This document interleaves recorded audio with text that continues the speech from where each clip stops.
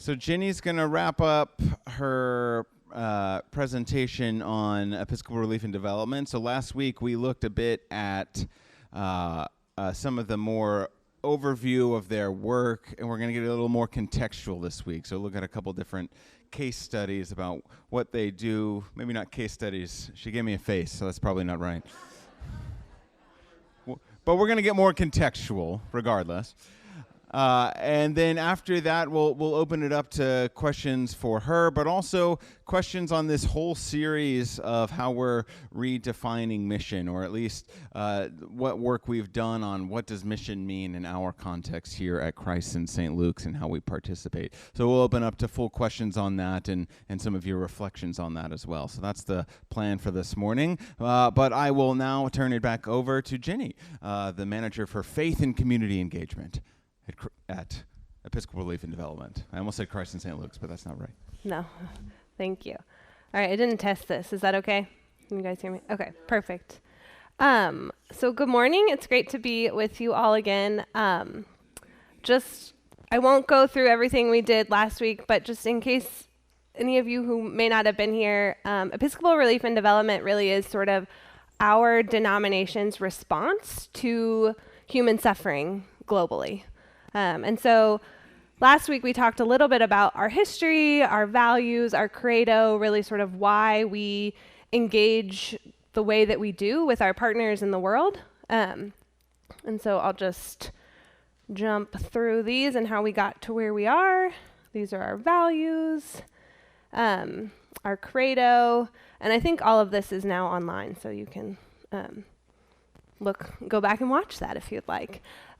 So today we're going to dive a little bit more into the 4 programmatic areas that I talked about last week. So early childhood development, women and girls, climate resilience, and disaster response, and sort of what those particular program areas mean, and then sort of our approach. And then I'll talk about 2 examples of programs. I think I mentioned we're working in over 40 countries, reaching 4 million people. We have a huge document that's over 200 pages of our program profile. So I just picked 2, and they kind of all, have some relation to each other. So I just picked 2 to talk about today. So a little closer look at early childhood development. Really, research shows that the quality of care children receive during the first 1,000 days affects us all in ways that last forever. And so that's really why we have particularly chosen to really invest in parents and caregivers and young children during it's about 3 years of life. And so we work in partnership with local faith leaders, change agents, to really provide resources and technical assistance to support caregivers and children during those first 1,000 days of life. Particularly to just try and reduce the negative impacts of poverty, malnourishment, access to education, those sorts of things. And then our women and girls, really this sort of falls into our value of dignity. And so really believing that every human deserves to live a life free from violence, free from persecution in a society where they're treated with the dignity that we believe is God-given. And so there are systems globally that really culturally, financially impact particularly women and girls and make women and girls more vulnerable historically. So again, with local faith leaders, local change agents, local organizations, the idea is really to equip leaders and communities to help sort of prevent some of these historic norms that have led to this difference in the way that women and girls have experienced the world. So again, confronting harmful violence and really advancing the empowerment of women. Climate resilience.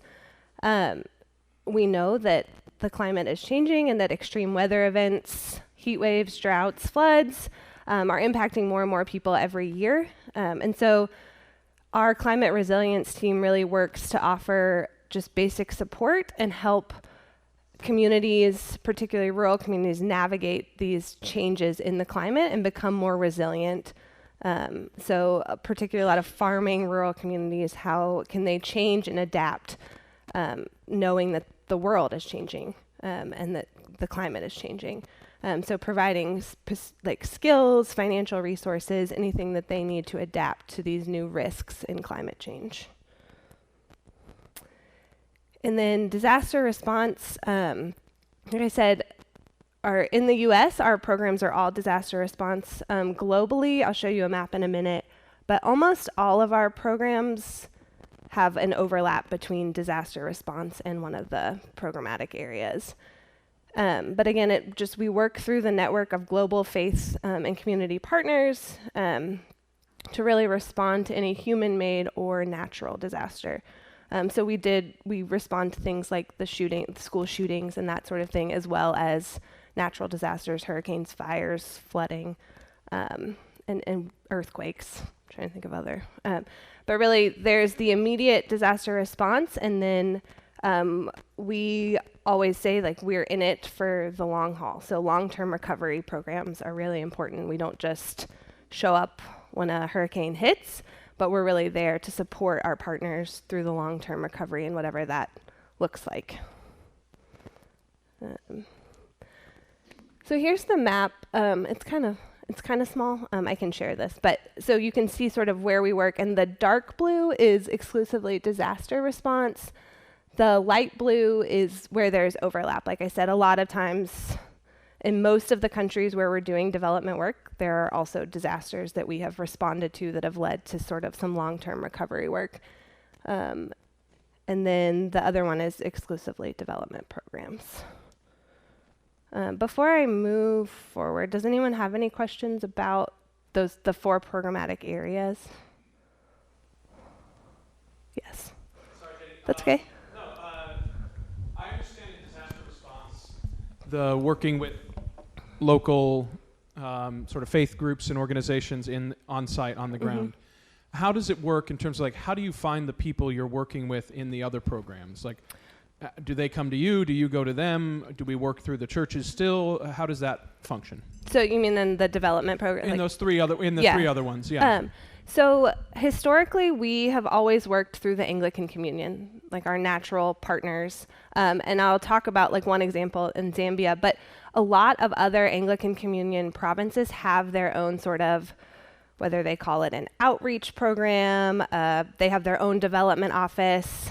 So most of our programs started with those partners across the Anglican Communion. And as we have worked and gotten to know people and built out our network, we also work very closely with the Anglican Alliance, which is sort of the Anglican Communion development network. And so those partnerships just kind of form in that way. People will come to us, or we will be in a community and realize that we're all kind of doing the same thing. I think I talked last week about our work in Liberia. For women and girls, our biggest partner there is Islamic Relief USA. And the way that partnership formed was because so Liberia is a Christian and Muslim country, and we were working with Christian faith leaders to help sort of prevent that violence against women and in child marriages. And the Islamic leaders saw that and asked if they could also be a part of it. And so we started working with Islamic Relief USA to help also train. So we weren't just training the Christian faith leaders, but the faith leaders in other denominations and other parts of the community to also support their people and try to end that violence as well. So it's a both and. People come to us, we go to them, we see we're all trying to do the same thing. And so rather than, try and all do it separately, but figure out how can we collaborate and really do it together. Any other? All right. I'm going to move now into just a little bit more about how we work.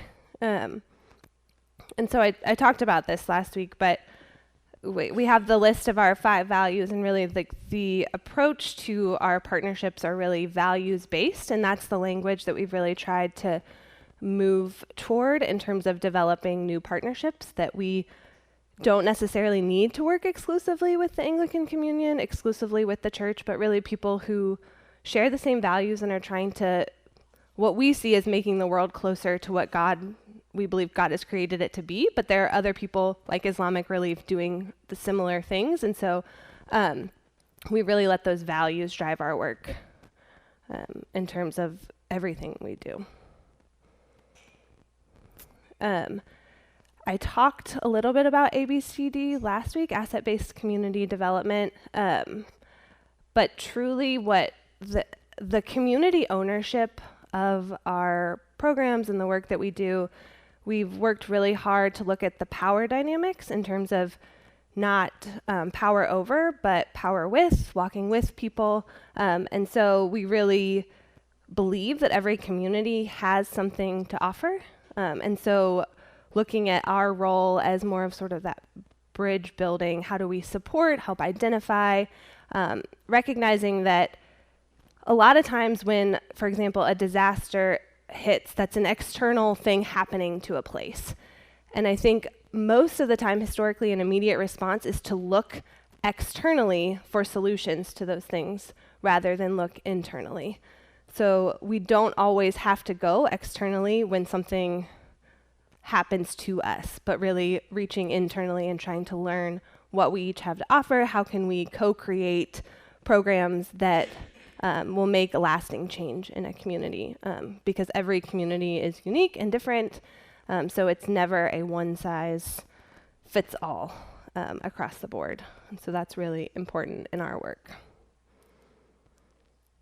The other big piece, and this is something I talked about too, is that we're always looking for ways to monitor what we're doing, that we want there to be evidence to show that there is change happening in a community.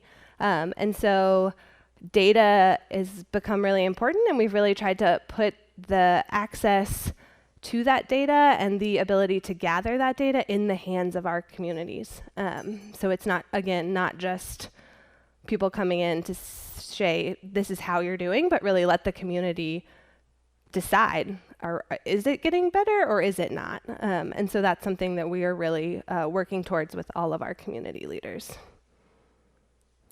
And then the last piece is the sustainability. You know, our goal is to for a community to be changed long after any sort of program ends, but that a community has transformed because of the gifts and skills and the things that they've learned and are able to do without any sort of intervention. So really looking at sort of the internal systems and things that will create lasting change and sustainability in a place.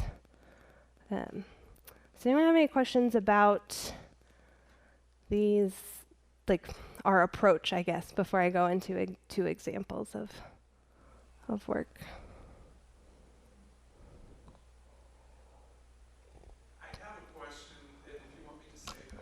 Okay. But last week,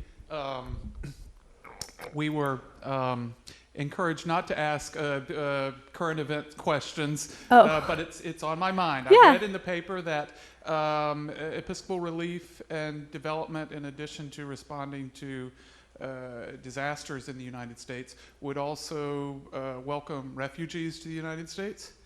But perhaps I'm not remembering correctly. What I read was that the organization was assisting refugees to the United States, but once Afrikaners from South Africa came in, that the Episcopal organization ceased its support. Yes. Am I thinking about a different organization, or is that y'all? Yes. So you're thinking of Episcopal Migration Ministries.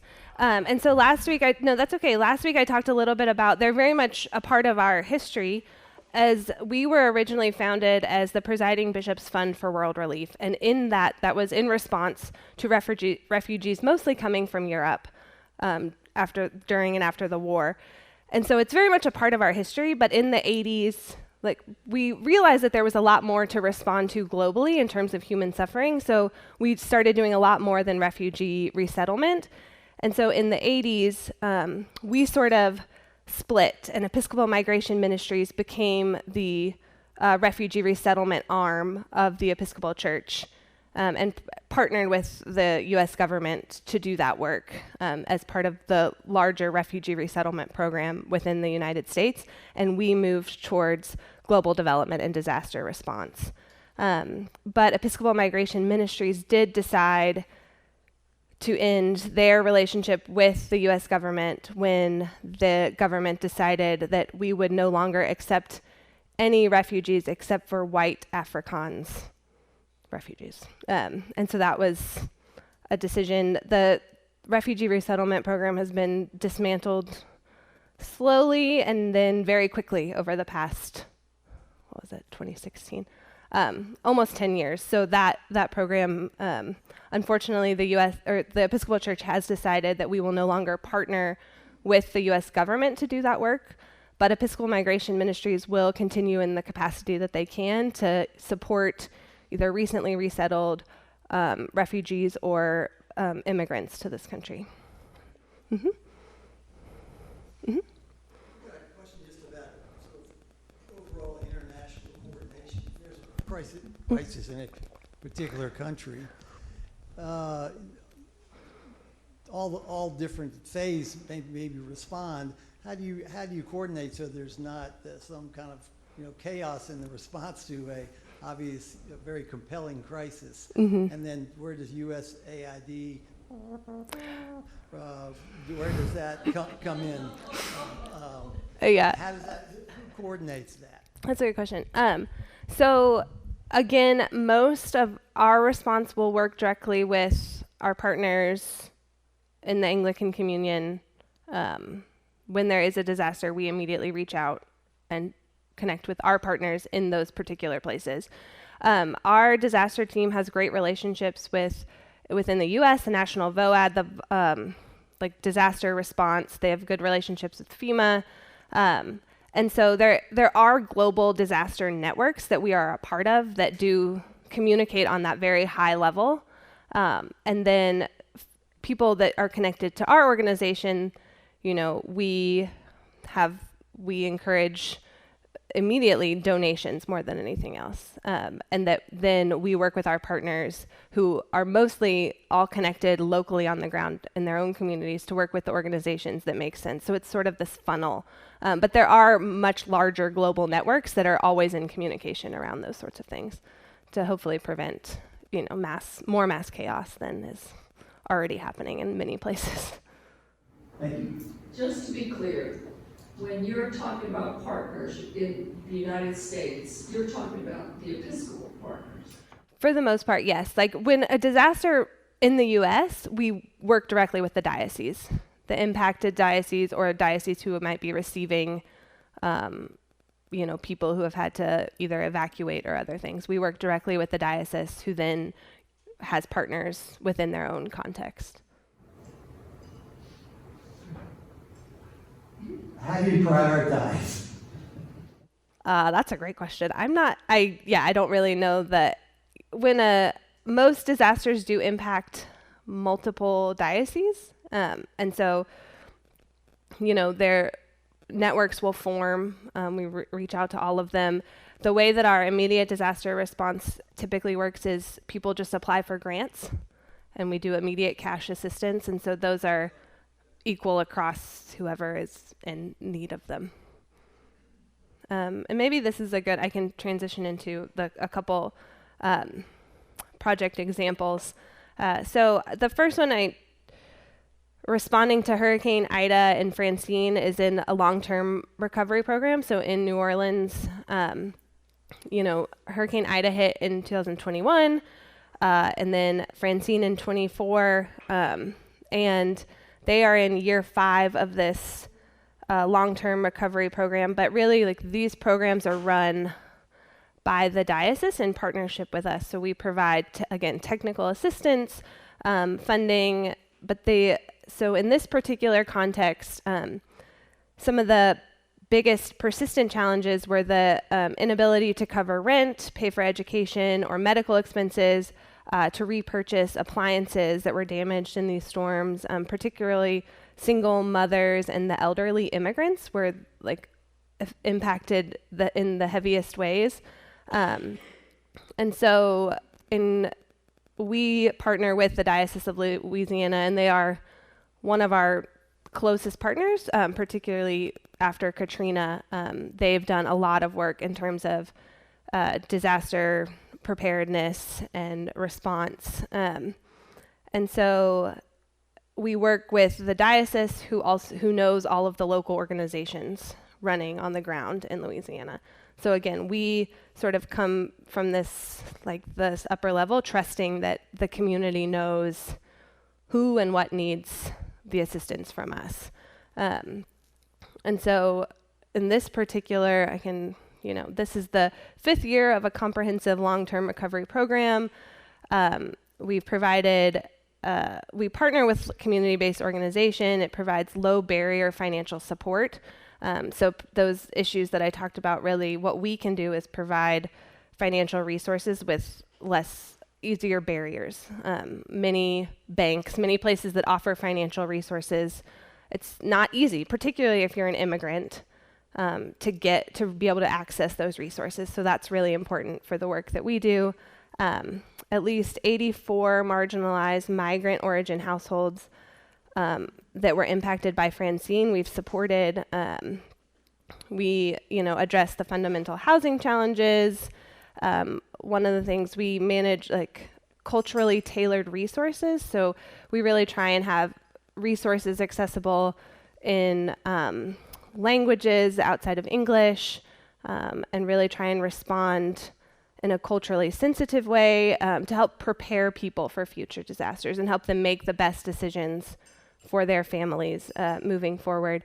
One of the other things that we also offer is pastoral care resources and pastoral care groups to particularly dioceses that have been impacted. So whether that's working with clergy or members of congregations, but really the whole health of a place and a person is important in our disaster recovery response.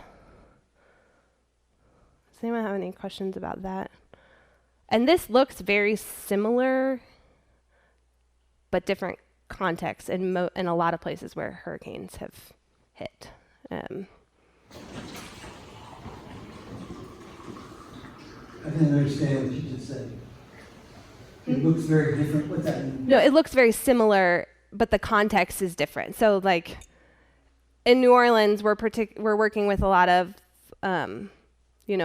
elderly people who are immigrants who have lived in New Orleans for a long time, but in the same way in Western North Carolina, we are looking at what are the long-term impacts and who are the most vulnerable in their community, and that's sort of where we can offer support. I think we talked last week. We don't rebuild churches.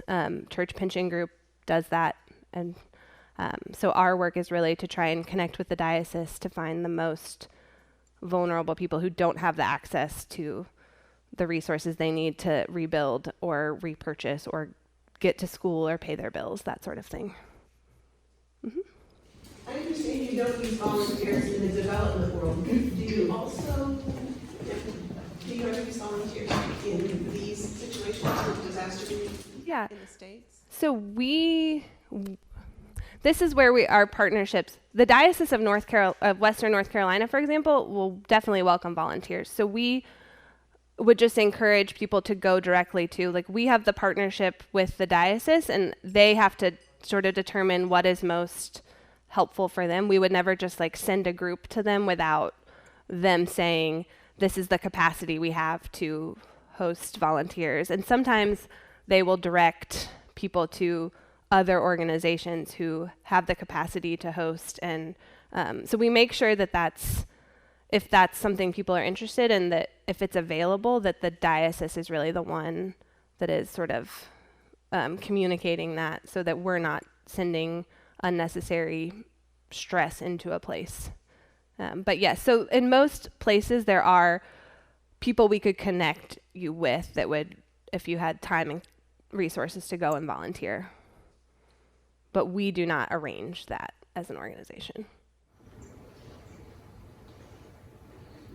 Is there any linkage between climate change efforts and disaster relief? Specifically, if you look at an area like Katrina, they keep getting hit serially, but when you look at climate change or relief efforts like in Asia, those island countries do better because they build differently. So even the poorest people can sustain typhoons and hurricanes even without evacuating. Is there any research or linkage between the climate efforts and disasters when we look at sustainability?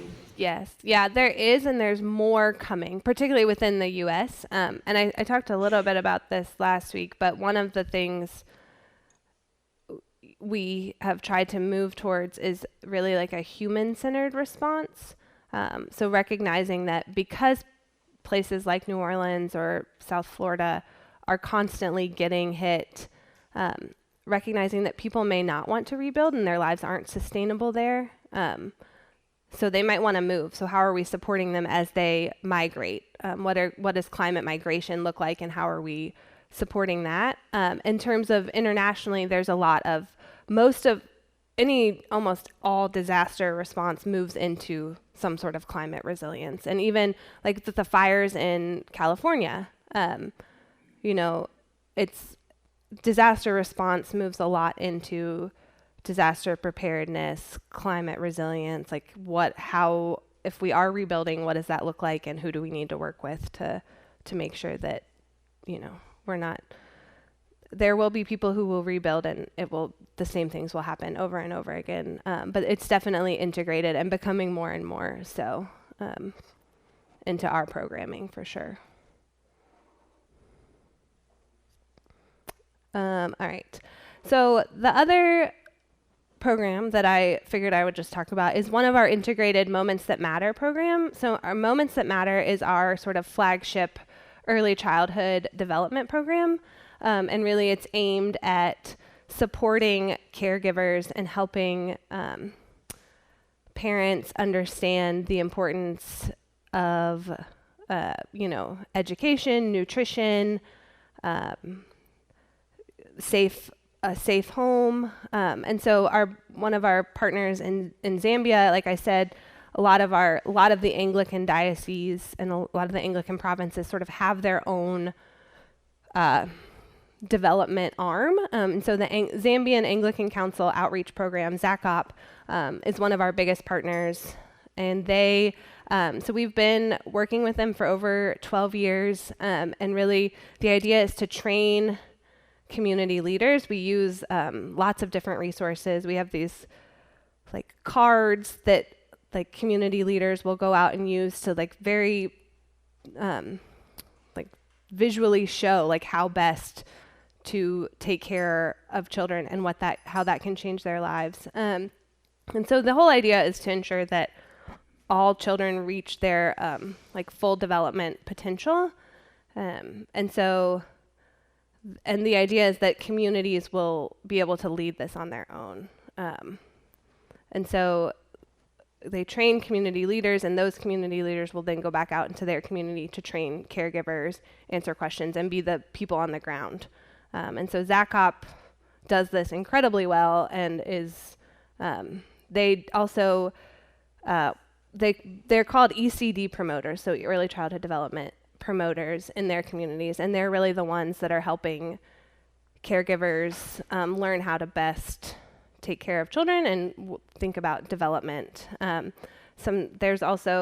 the Savings with Education program here, and so that's sort of a way also to support women and girls in communities where they develop savings groups, but then they're also educated around finances, how best to save their money, use their money. They provide grants to each other that are then repaid back. And so it really, to boost the economic stability of a community, because we recognize that is a part of being able to support, as we all know, being able to support your family and your children is that economic stability. And a lot of times climate resilience will come into that, depending on the communities. And so really the integrated approach, like you can't pull them apart completely, but that is sort of what these programs look like globally. I think, like I said, we've been working in Zambia for over 12 years on this program, and there's lots of numbers I could share, but I'd have to pull them all up in terms of how many people are impacted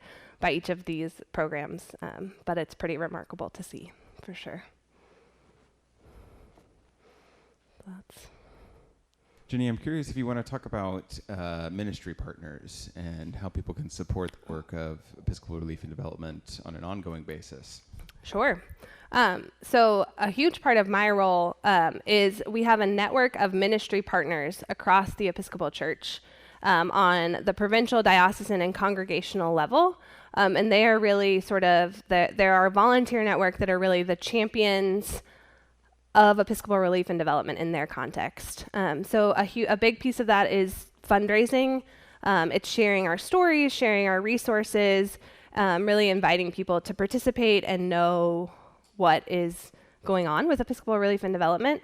And so we have usually a gathering every couple years where ministry partners from across the church come together, where we can learn and share new resources. And it's a really wonderful network of people who are deeply committed to our work. I started this job almost a year and a half ago.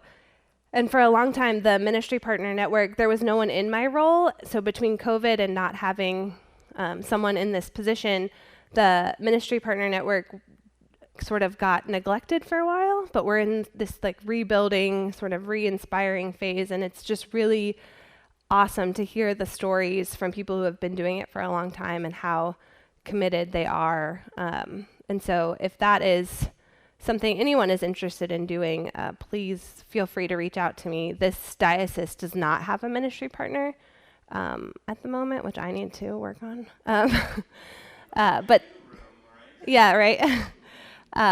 But yeah, it's just a really great group of people, a lot of fun, that really just care deeply about our work and understand that as we are the Episcopal that we are the denomination's response to human suffering. It's just a really great opportunity to connect with other Episcopalians and Anglicans around the world. So yeah, happy to share information about that. Yes.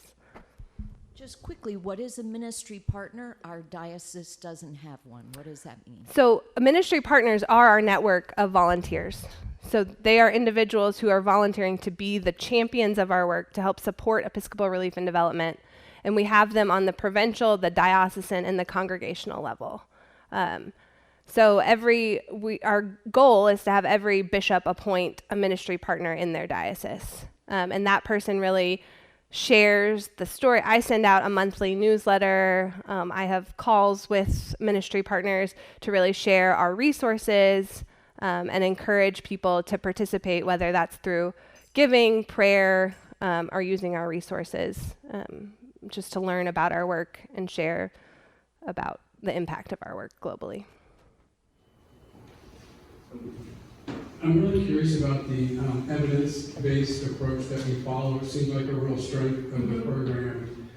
How do you support that over time? It seems to be one of the hardest things to fund and also to listen to the evidence that we find. Yeah, we have an incredible, I can't remember their acronym now, but basically a MELT, a monitoring, evaluation, and learning team that does this work. And I can't remember how many of them there are, but they do all of the work. And one of the biggest things that we've tried to do over the past few years and will continue to do through this strategic plan is really put that data gathering ability in the hands of our partners. So they've developed all new sorts of program and software that's very simple. We just actually got Baseline. We had an external consulting company come in, and one of the things that we talk a lot about is our partnerships and how we're doing in partnership to make sure that we are actually doing what we're saying in terms of this not power over, but power with and walking with. And so we actually just got the Baseline results of a survey that they did across all of our partnerships, and they were really amazing results, but they are the baseline and that we hope to continue to improve. And so it's something that we are really intentional about and choose to put a lot of funding into. And so, yeah, it's just a constant. And there's a lot of reporting structures in place to make sure that we are looking at those, and when we scale programs, that we're going back to the data and the results that we have. So I'm aware we have about 10 minutes left, and so we want to leave some space, one, for more questions for Ginny about the work of Episcopal Relief and Development, but also this is kind of our last session in this, the Acts of the Apostles, so this new idea of mission that we've been kind of toying with. So open up now to reflections on if you're thinking about mission in a different way from this class, or maybe you want to push back against some of the things we've said, or tell a story about something that's impacted you in the way we've been talking about this. So free for all in terms of your questions, but please raise your hand. This is being recorded, so we want to make sure you get your questions into the mic so it can be heard online. So.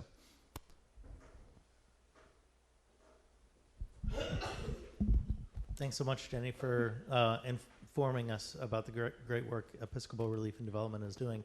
Can you talk a little bit about the overall kind of funding? How is the organization funded? Obviously fundraising, but yes. Beyond that? Yeah. So the majority of our funding is still from Episcopalians, but we have branched out into like larger, like the Hilton Foundation, larger institutional funding. We have a business development team that, we're funded through grants, foundations, institutions, and then the Episcopal Church, just our individuals and churches across. We do not receive any government funding, so that's something that's has been a huge benefit to us right now, because we can continue to do the work that we do, and that we don't know. I think I said this last time too. We don't know what the impacts of the cuts to funding globally will be yet. All we know is that we will continue to operate as much the way that we can to do our work. So it is like exclusively private money.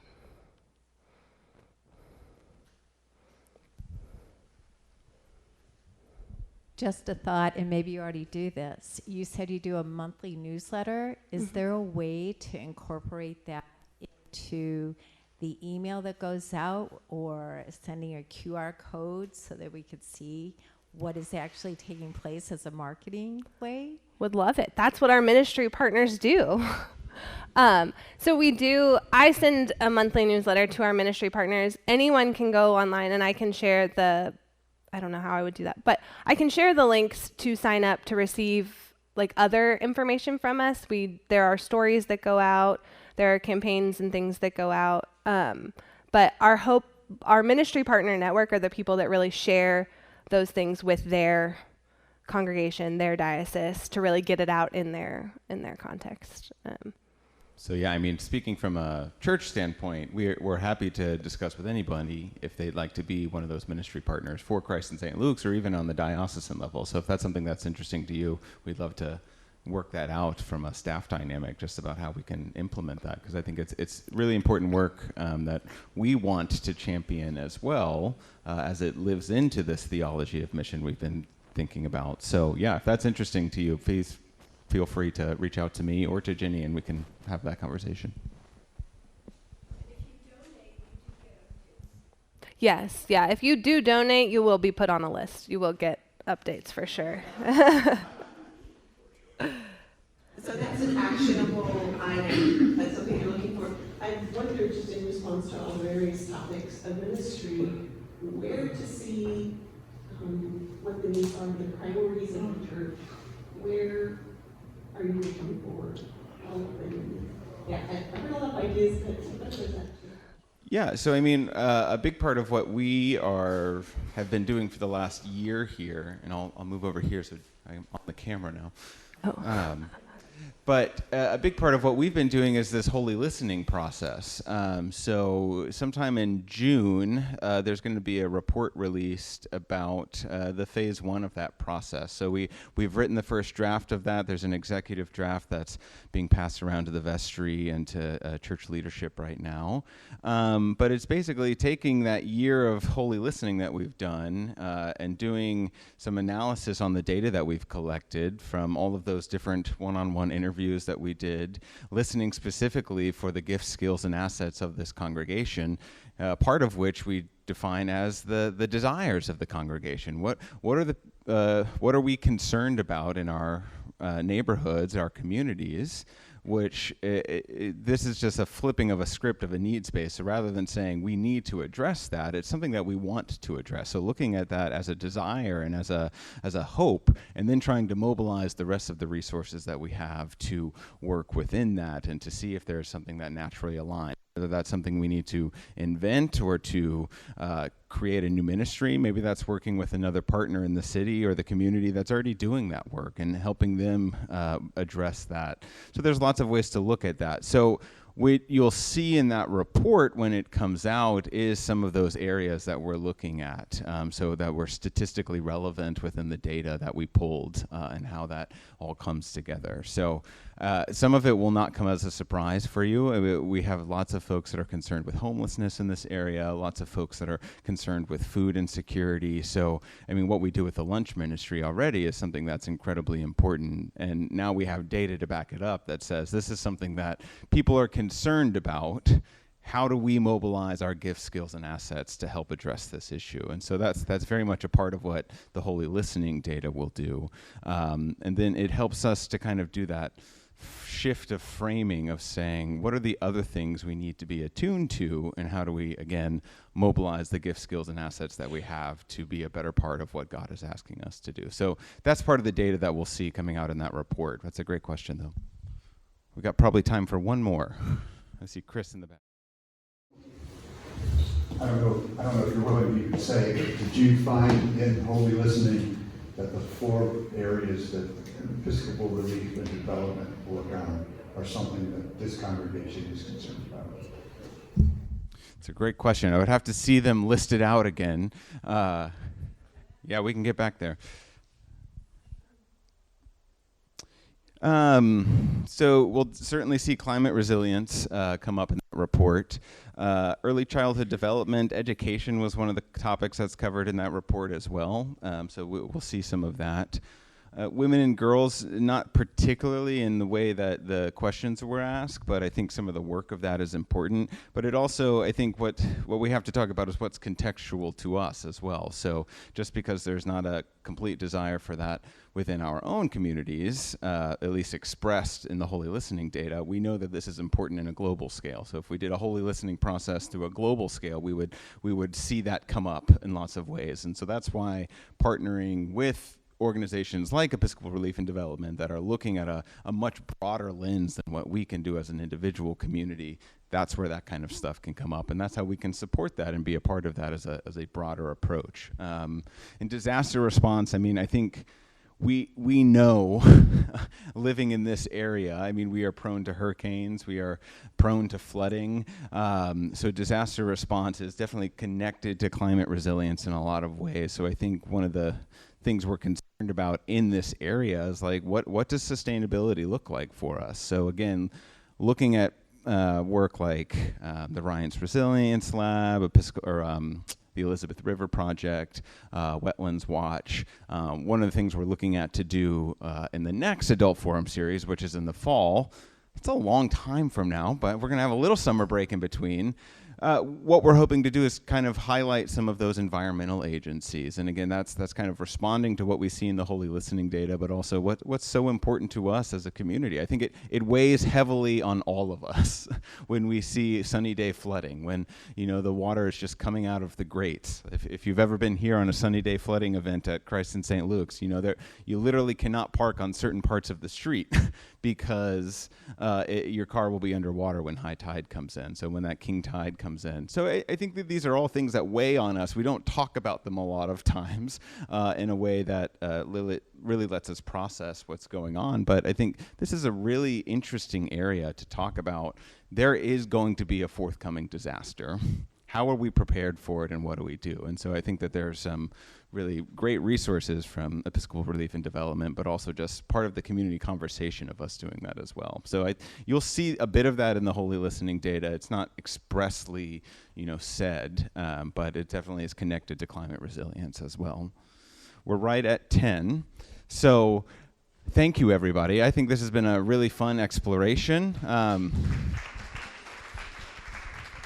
I want to say thank you to Ginny for her time to do this. Wonderful. And again, if you're interested in more of their work, feel free to reach out to Ginny. If you're interested in helping champion some of that work, we'd be happy to talk about that both at the Christ and St. Luke's level and the diocesan level. Okay, and now it's summer break, so go, have fun. Yeah. Thanks, everybody.